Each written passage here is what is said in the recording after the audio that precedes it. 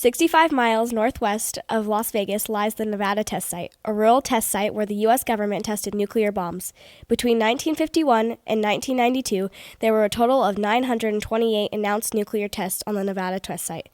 Of those, 828 bombs were detonated underground, and 100 were detonated above ground. The men and women who lived near the test site were warned about the nuclear tests.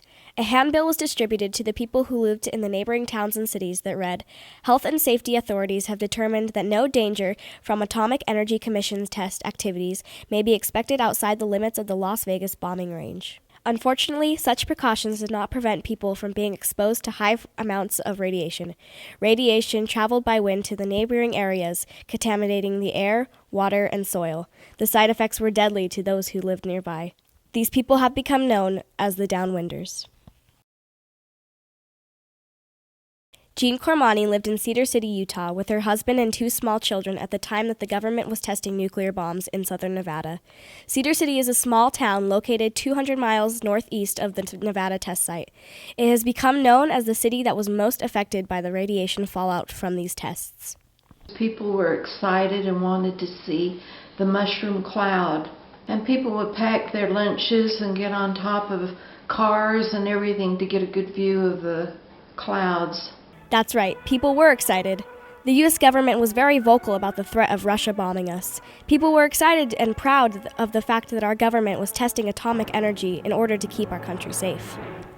Let's face it, the threat of hydrogen bomb warfare is the greatest danger our nation has ever known. Enemy jet bombers carrying nuclear weapons can sweep over a variety of routes and drop bombs on any important target in the United States. My neighbor, her husband worked for the government, and they had a Geiger counter by their back door, and she would call me and say, "Jean, take your clothes off the clothesline and wash them again because there's too much radiation in the air." Or she'd call me on different tests and say, "Keep your kids in today because there's radiation in the air." And I just figured she didn't know what she was talking about. They said it wasn't dangerous to begin with. Ray Long was raised in Pioche, Nevada, a small town about 80 miles northwest of the Nevada test site. They said it wasn't dangerous. Oh, you're in no problems, you know. We're tracking it. We know what we're doing. That's what they let. Of course, they told the people that came to watch. They used to go out there and line up in bunkers real close to them and watch them. I'm talking about politicians and, big brass in the army and all that stuff, Yeah. They built actual towns there that when they set one off so they could see what the blast did to the towns. Right down to refrigerators, freezers, everything in the houses. And then blew it all up. Well, you could sure see a big flash. Yeah, there were people out with cameras and, binoculars and stuff trying to see what they could see. Now the moment of greatest anxiety, waiting those last few seconds.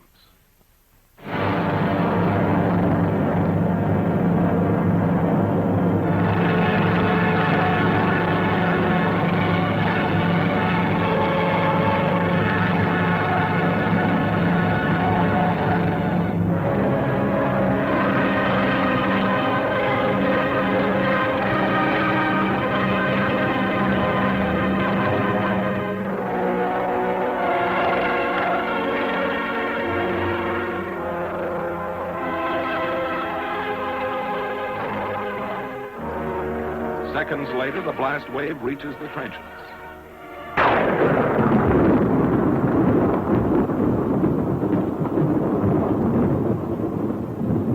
As the tower of smoke and flame looms overhead, one thought is uppermost in all minds. Now it's over. When it's happened, nobody thought much about it. There was, they knew it was something that the government had to do, supposedly. So, there wasn't a whole lot of talk about it one way or the other. Negative. There wasn't much negative talk. Mostly, they're gonna do it. Okay. You worked at the test site. Can you tell me a little bit about that? Yeah, I started working there in the late 50s, 58, 59, and 60. And Then they weren't doing on surface blast, but while I was there, we had 3 blowouts. And anybody that had cars, they had cars no more, because it blew out and it contaminated everything. You had to take all the trailers. They just mowed the whole area down, dug big holes out in the middle of nowhere, and buried everything. Cars, trucks, didn't matter what it was, it got buried.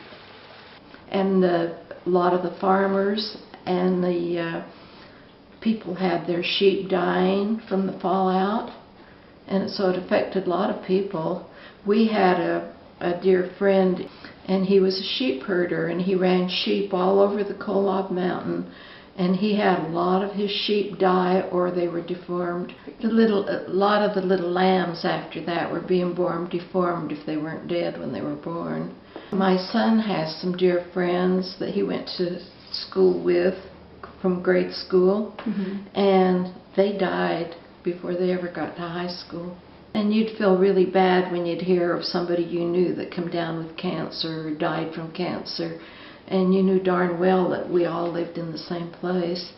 Like my boss died of cancer, his son had cancer at an early age, and at the time they were making this movie out of St. George, and it was called The Genus Con, and it starred John Wayne and many other top leading movie stars. 75 people on that movie set died of cancer. The cameramen and people that worked there, and it was out in the desert in Nevada. You weren't supposed to talk about it at all. You weren't even supposed to acknowledge to anybody that you worked at the test site. I was, I did 3 or 4 re-entries. We actually, when they had the underground blasting, there was instruments and stuff that we had to go back in there and dig to where these instruments were to get them out. A couple times we really got dosed up on them. One time we down there, was there for 2 days before they let us off the test site. No one knew at the time that their health was in jeopardy. Today, the fact is evident. Well, that's what I'm talking about. I've had cancer. I've got what is called lymphoma. It's not cancer of the lung itself, it's cancer in the bag surrounding the lung. And his legs hurt him, and I thought it was just bone cancer. But I had some correspondence with the Justice Department later on, and after viewing his medical records, they said he had cancer in 8 parts of his body. Lisa Hunter is a radiation specialist at LDS Hospital in Salt Lake City, Utah. You know, it affects the body differently. High doses kind of affect the whole body, especially if their whole body is exposed. It affects the whole body. Like, you'd lose all your hair, you'd start getting like a really dark sunburn, and then you'd get the blisters, and then your body would just start shutting down. Today, the government has compensated some people who were affected by the nuclear testing. I then contacted Senator Matheson's office, and they sent me an outline how to get started. They wanted a marriage license, or they wanted his Army records, and it was in his retirement book, so I could go on from there and furnish all this information.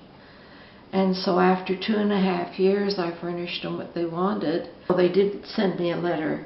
They just sent me a check in the mail for $50,000. The government is paying for all of my health care. I pay nothing. They compensate you plus pay all your medical bills. Do you feel like the compensation you've been given is adequate for what you've been through? No. But it's better than poking an eye with a sharp stick. Unfortunately, there is still talk today of resuming nuclear testing in that Nevada desert. I read an article that said that they were trying to renew testing because of these other countries that were doing it. I just wouldn't want to live downwind from where they're testing. In our history, we used 2 nuclear bombs on Japan during World War II and witnessed the devastation those bombs created. Ironically, our government has used hundreds of nuclear bombs on our own soil. Let's hope it doesn't happen again.